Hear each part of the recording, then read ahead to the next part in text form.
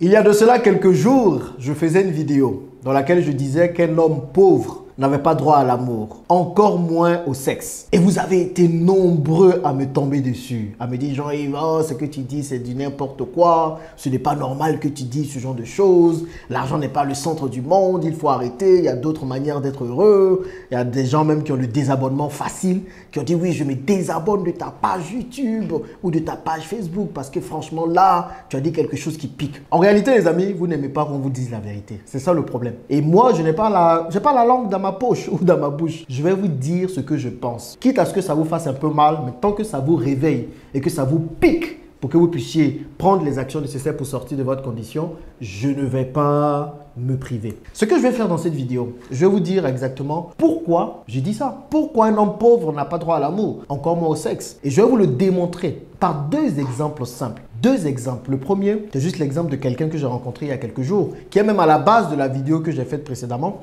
Et puis le deuxième exemple, c'est moi-même mon propre exemple. Et vous allez comprendre que ce que je dis, je le vis. Parce que moi, j'ai été pauvre aussi à un moment donné. Ah, ok, je ne suis pas né avec une petite cuillère en or dans la bouche, j'ai été pauvre. Et ce sont ces conditions, cette discipline que je me suis donnée personnellement qui m'a permis aujourd'hui de sortir de la pauvreté. Et vous avez intérêt à regarder cette vidéo, vous aussi, pour sortir de la pauvreté. Si vous êtes là pour la première fois, n'hésitez pas à vous abonner, d'accord? Et puis, je vous dirai après qui je suis, multi-investisseur dans plusieurs domaines et tout ça. Donc, il y a quelques jours, je crois qu'il y a 2 semaines, j'étais à Abidjan Mall. Pour ceux qui connaissent à Abidjan, il y a un mall qui s'appelle Abidjan Mall. Pour ceux qui ne connaissent pas, bah, j'étais dans la ville d'Abidjan.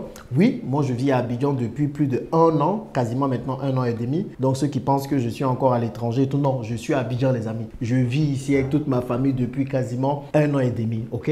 Donc, j'étais à Abidjan. Dans ce mall-là, j'avais un problème avec ma puce MTN. Donc, je suis parti dans une agence MTN pour pouvoir régler cette puce. J'avais besoin de mes papiers et plein d'autres choses. Donc, pendant que j'attendais pour rentrer dans l'agence, parce que j'étais arrivé, j'ai garé et puis je partais pour rentrer dans l'agence, il y avait un homme qui me regardait et qui est venu vers moi. Bon.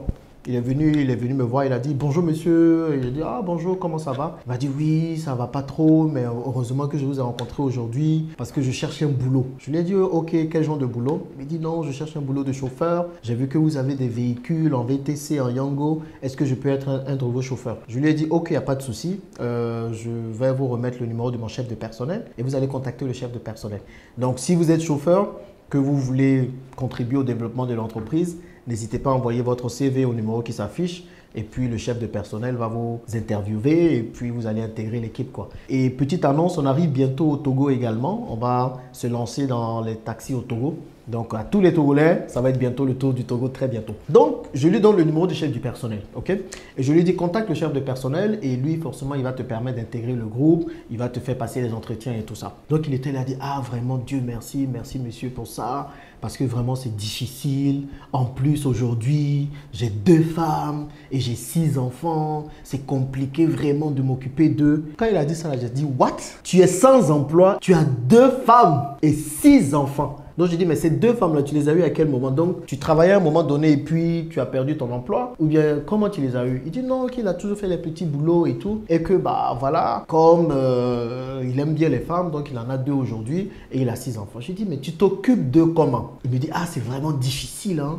C'est trop difficile de m'occuper d'eux, c'est pour ça que je cherche le travail. Je dis, mais comment vous faites pour vivre au quotidien? Non, ce sont ces femmes qui vont au marché, qui font les petits trucs au marché, elles vendent les petits piments, les petits les condiments. Et c'est ça qui leur permet de vivre. Et c'est de ça que je veux qu'on parle. Et quand le monsieur me dit ça, je lui dis, mais quand toi-même tu dis ça, que ce sont tes femmes qui vont se chercher pour nourrir la famille, tu n'as pas honte? Il n'y a pas un petit pincement dans ton cœur qui te pousse à te révolter, à te dire non, ce n'est pas à tes femmes d'aller se débrouiller pour nourrir ta famille. Les enfants qui s'occupent de la scolarité. Non, il y a des oncles, il y a des cousins, il y a des frères qui s'occupent des enfants et tout. Donc voilà. Non. Et je lui ai dit, ce n'est pas normal, monsieur. Je lui ai dit, ce n'est pas normal, mais j'étais énervé contre lui. J'ai dit, il faut arrêter les bêtises. On arrête les bêtises. Ça, ce sont des bêtises, monsieur. Il faut arrêter cela. Vous n'avez pas de situation financière stable et vous allez avoir 2 femmes. 2 femmes. Les autres même qui ont des situations stables, ils n'ont qu'une seule femme.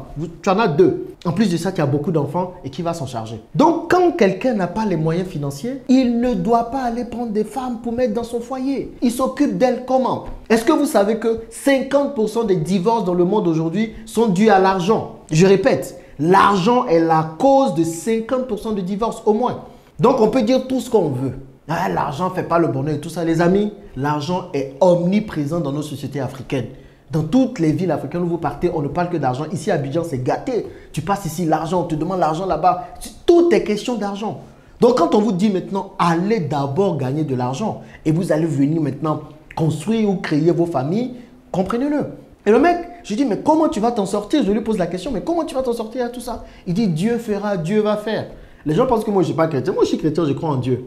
Mais je lui ai dit, à un moment donné, Dieu ne peut pas tout faire. Il vous a donné une intelligence. Il vous a donné 2 mains. Il vous a donné 2 bras. C'est à vous de vous débrouiller. Et que dit la Bible à tous les chrétiens là? Que dit la Bible? Quand on prend la Genèse, quand on prend la création de l'humanité, on dit que Dieu a créé la terre. Il a mis les animaux, il a créé les animaux. Et ensuite, il a créé l'homme. Et il a demandé à l'homme de cultiver le jardin d'Éden.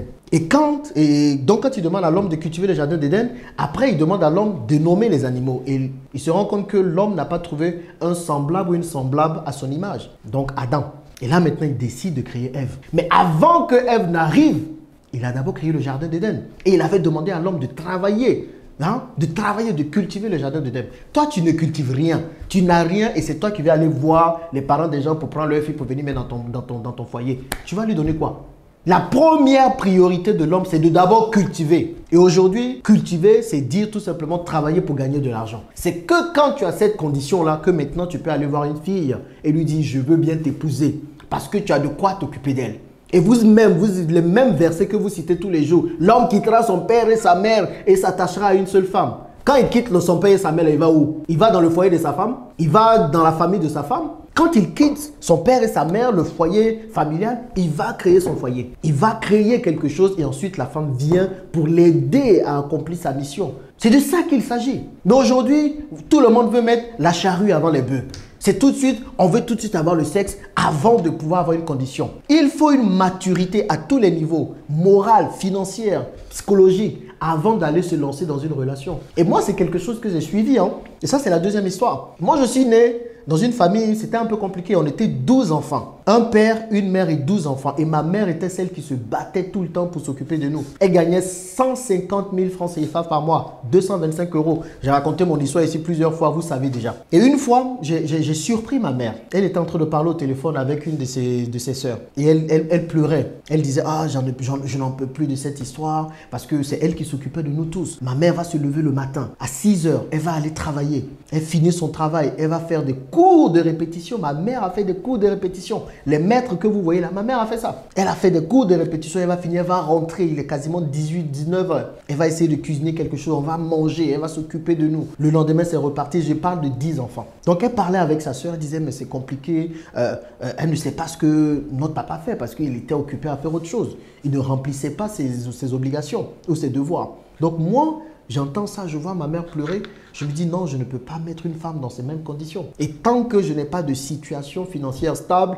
moi, je ne vais pas me marier. Et c'est quelque chose que j'ai suivi. Je suis allé à l'école, je m'interdisais d'avoir des copines. Parce que je n'avais pas les moyens de m'occuper des copines. Et si elle tombait enceinte, qui allait s'en occuper? Je n'avais pas les moyens. Donc, je me disais, je travaille d'abord à l'école. Les gens me disaient, oh, regardez lui là, il est puceau. On se moquait de moi, mais je m'en foutais. J'ai travaillé c'est quand je suis arrivé au Maroc. Quand j'ai commencé à faire mon premier boulot de call center. C'est là que j'ai commencé maintenant à avoir quelqu'un. C'était en 2007, 2008 par là. C'est en 2008 même que j'ai commencé à avoir ma première copine. En 2008, j'avais quel âge là? 2003, j'avais 17 ans, tu vois, mais j'avais 23 ans, quelque chose comme ça, même un peu. Voilà, 23 ans. C'est là, 22 ans plus tôt. Et c'est là que j'ai eu ma première copine.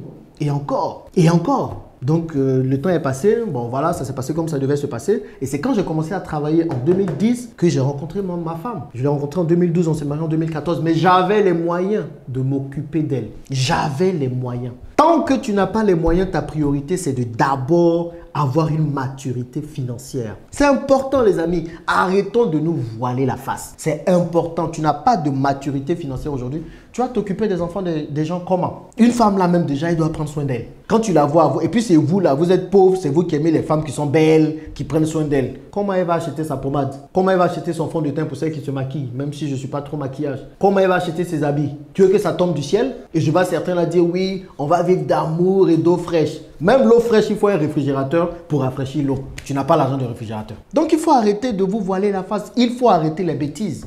On arrête les bêtises à un moment donné. Ressaisissez-vous.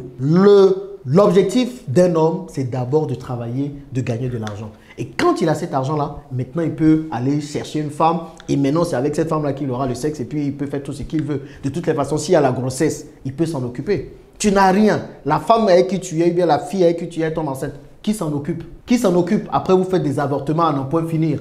Ou bien vous faites de nombreux enfants et vous appelez ces enfants-là le nom de vos cousins, de vos oncles ici pour qu'on puisse s'en occuper. Le nombre d'enfants qui s'appellent Jean-Yves dans ma famille, est-ce que vous pouvez compter?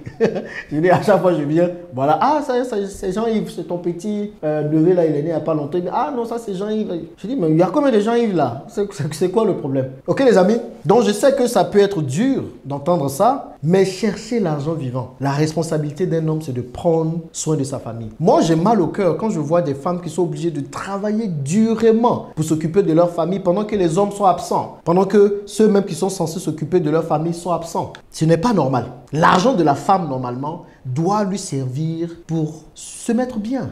En fait, la femme travaille, son argent, c'est d'abord pour elle. Je ne dis pas qu'il faut que les femmes soient juste là seulement à profiter de l'argent, non. Mais pour moi, c'est comme ça que ça devrait être. On peut être d'accord ou pas d'accord, vous me le dites dans les commentaires. Mais l'argent de la femme, ça lui sert d'abord à elle. Pour acheter ses sacs à main, pour acheter ses vêtements, pour faire ses propres projets. Si elle a un projet d'entrepreneuriat, qu'elle puisse se lancer. Parce que l'homme pourvoit. Maintenant, si la femme décide d'aider, elle peut aider aussi dans la famille. Mais cette responsabilité de financièrement s'occuper de la famille n'incombe pas à la femme. Ce n'est pas normal. Et moi, je dis ça toujours, je le dirai. Ça ne veut pas dire qu'il faut faire des femmes, des fainéantes. Non. Les femmes peuvent décider si elles veulent travailler, elles travaillent. Si elles ne veulent pas travailler, elles ne travaillent pas. Mais au moins que cette responsabilité-là ne lui incombe pas. C'est aux hommes de prendre cette responsabilité. Donc les gars, allez bosser, gagner de l'argent avant de prétendre vous mettre avec des filles. C'est comme ça. C'est comme ça. C'est ça qu'on appelle un homme, un mâle alpha, comme certains ont l'habitude de dire. Comme ça, quand il y a des besoins dans la famille, l'homme pourvoit. Aussi simplement que ça. Si vous êtes d'accord, dites-le moi dans les commentaires. Si vous ne l'êtes pas, dites-le moi aussi. Mais on le fait dans le respect, les amis. Allez, à plus.